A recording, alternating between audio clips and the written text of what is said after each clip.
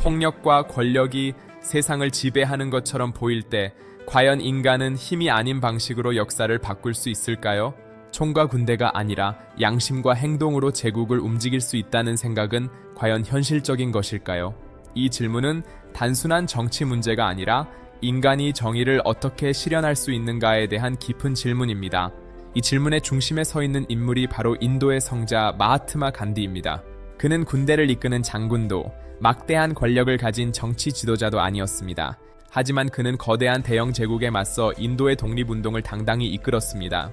우리는 묻게 됩니다. 간디는 어떻게 폭력이 아닌 방식으로 역사를 움직일 수 있었을까요? 간디 시대의 인도는 영국의 철저한 식민 지배 아래 고통의 시간을 보내고 있었습니다. 당시 인도는 정치적 지배뿐만 아니라 경제적으로도 극심한 빈곤과 차별을 겪고 있었죠. 많은 인도 사람들이 기본적인 권리조차 박탈당한 채 고통스러운 삶을 살아가고 있었습니다. 영국의 법과 제도는 오직 지배 질서를 유지하기 위해 존재했고 인도인은 소외되었습니다. 당시 세계 역사에서 식민지 독립은 대부분 처절한 전쟁과 무력을 통해 쟁취되었습니다. 그래서 많은 이는 인도의 독립 역시 무력 투쟁으로만 가능할 것이라고 믿었습니다. 그러나 간디는 인류 역사상 전례 없는 전혀 다른 제3의 길을 선택하기로 결심합니다. 그는 폭력 대신 비폭력과 시민 불복종을 독립운동의 핵심 전략으로 제시했습니다. 간디 사상의 정수는 바로 사티야그라하라는 개념에 고스란히 담겨 있습니다. 이 말은 진리의 힘 혹은 진리에 대한 집착이라는 숭고한 의미를 내포하고 있죠. 간디는 폭력을 사용하면 결국 또 다른 폭력의 씨앗을 뿌리게 된다고 통찰했습니다. 그는 수천 년간 이어진 비극을 끊어낼 유일한 방법이 바로 비폭력임을 확신했죠. 그는 정의를 실현하는 방식 역시 반드시 정의로워야 한다고 끝까지 고집했습니다. 고귀한 목적을 위해 비열한 수단을 쓰는 것은 목적 자체를 훼손하는 행위이기 때문입니다. 무기 없이도 오직 도덕적 정당성만으로 불의한 법에 맞설 수 있다는 것이 그의 믿음이었죠. 이것이 바로 간디가 이끈 수많은 운동에 흔들리지 않는 철학적 초석이 되었습니다. 이 철학이 역사 속에서 가장 찬란하게 빛난 사건이 바로 그 유명한 소금 행진입니다. 1930년 영국의 소금 독점과 부당한 세금에 저항하며 시작된 이 행진은 인도를 깨웠습니다. 영국 정부는 인도인이 스스로 소금을 만들거나 파는 것을 법으로 엄격히 통제했습니다. 소금은 모든 이에게 필요한 생존 필수품이었기에 이 법은 명백한 부당함이었습니다. 간디는 부당한 권력에 맞서 수천 명의 민중과 함께 바다를 향해 걷기 시작했습니다.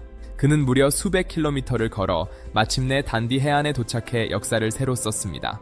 그가 직접 만든 한 줌의 소금, 그것은 단순한 행동을 넘어선 거대한 저항의 상징이었죠.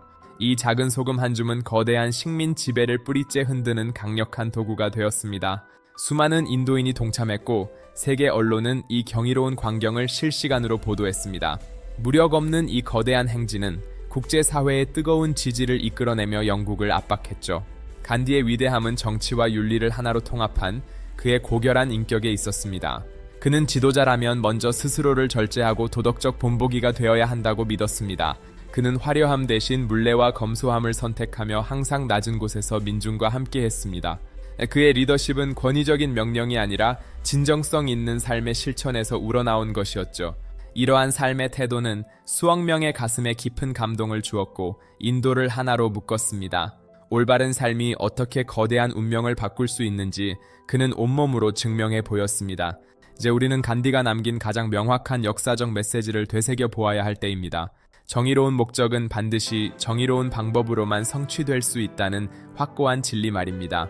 폭력은 단기적인 승리를 줄지 모르나 장기적으로는 더 큰 갈등의 씨앗이 될 뿐이죠. 무력으로 쌓은 성은 언젠가 반드시 무너진다는 것이 역사가 우리에게 주는 교훈입니다. 반면 비폭력은 인간의 가장 깊은 곳에 있는 양심을 흔드는 불멸의 힘을 가집니다. 간디는 정치를 단순한 힘겨루기가 아닌 양심의 실천으로 승화시킨 위대한 스승이었습니다. 첫 번째 교훈은 비폭력이 세상을 바꾸는 실질적인 가능성임을 이해하는 것입니다. 두 번째는 사회 문제를 마주할 때 도덕적 기준이 얼마나 중요한지 깨닫는 것이죠.